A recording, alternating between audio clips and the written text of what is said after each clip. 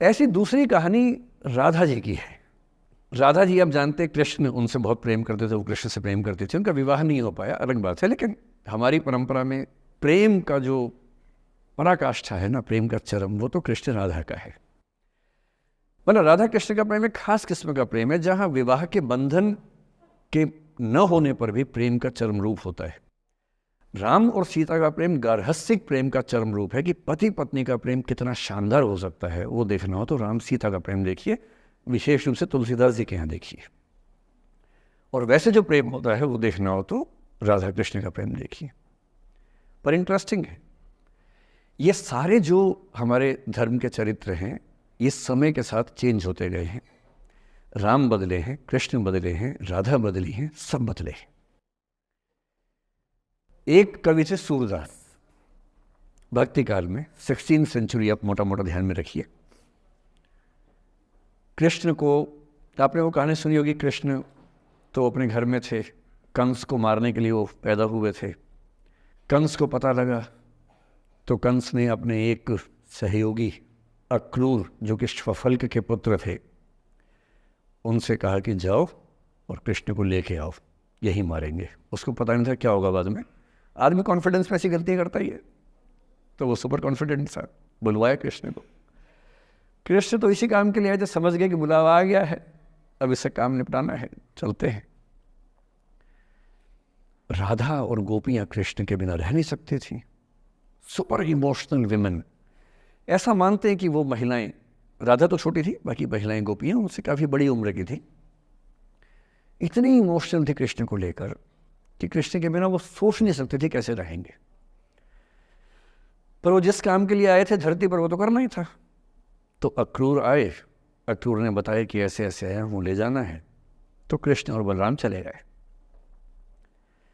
इधर कृष्ण गए, उधर गोपियों का रो रो के हाल बुरा, राधा का हाल बुरा। ऐसी दीवानगी आजकल की फिल्मों में आप सोच नहीं सकते, ऐसी दीवानगी थी उस जमाने में उनके बीच में। और जब आदमी का प्रेम हाथ से निकलता तो वो बेचारा कितना कमजोर हो जाता है। राधा जी की हालत सोचिए। सूरदास कह रहे हैं, अति मलिन वृष भानु कुमारी, हरिश्रम जलु अंतर तन भीजे, ता लालच न धुआवती सारी। कि वृष भानु की कुमारी, वृष भानु मतलब राधा के पिता, वृष भानु की बेटी राधा इतनी कमजोर हो गई है, इतनी मलिन हो गई है। हरिश्रम जलु अंतर तन भीजे, कृष्ण के पसीने की कुछ बूंदें उसके ऊपर गिर गई थी, उसकी साड़ी में लगी हुई हैं। ता लालच न धुआवती साड़ी, इस लालच से साड़ी धुलवा नहीं रही है। और जब से कृष्ण गए हैं कपड़े तक नहीं बदलना चाह रही है कि इस कपड़े में मेरे प्रिय की याद है। खाती नहीं है, इतनी कमजोर है, हिल नहीं पाती है। एक और कवि हुए, वो तो इतने आगे बढ़ गए, बिहारी नाम के कवि थे, उनकी नायिका तो लगता है कि घड़ी का पेंडुलम है। सांस लेती है तो 4-5 कदम 6-7 कदम पीछे चली जाती है, सांस छोड़ती है तो आगे आ जाती है। सांस की हवा से ऐसा हो रहा है। इत आवत चली जात उत चली 6-7 अखात, चढ़ी हिंडोरे सी रही लगी उसासनी साथ। कि इधर आती है उधर जाती है, 6-7 हाथ इधर 6-7 हाथ उधर, सांस लेती है तो यहाँ, छोड़ती है तो वहाँ, जैसे झूला झूल रही हो। पर ये रीतिकाल के कवि हैं, उनका अलग टेस्ट है, हम सूरदास पे बात कर रहे हैं। राधा इतनी परेशान है। अच्छा, जब आदमी परेशान होता है ना, जब उसका ब्रेकअप टाइप का होता है कि कोई गया है वापस ही नहीं आ रहा, कृष्ण ने कहा था कि बस जा रहा हूँ, काम निपटा के आता हूँ। उनके मन में था क्या काम निपटाना है, काम निपटा भी दिया। अब कंस के बाद सवाल है कि मथुरा का साम्राज्य कौन संभाले। उसको एक स्ट्रक्चर बनाने के लिए कृष्ण को लगा कि मुझे यहाँ रह के सिस्टम को ठीक करना चाहिए, उसके बाद लौटना चाहिए। तो वो रुक गए वहाँ पर, राज्य का काम भी तो करना ही था। पर प्रेमी व्यक्ति को सब समझ नहीं आया, तो फिर लगता कि नहीं मेरे पास आओ, बाकी सब बेकार की बातें हैं, मेरे पास आओ। कृष्ण आ नहीं रहे। यमुना के इधर कृष्ण है, यमुना के इधर गोपियाँ हैं, पर आत्मसम्मान भी तो है।